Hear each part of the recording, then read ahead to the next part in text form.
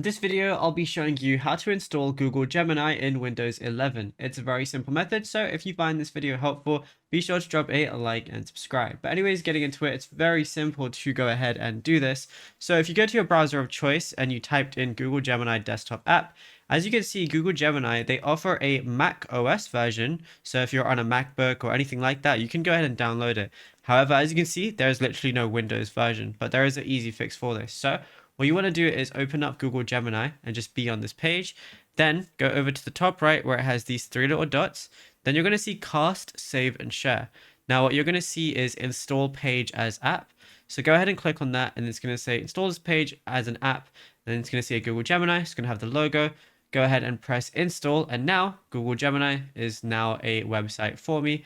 It's now an application for me. I can now also right click and pin it to my taskbar.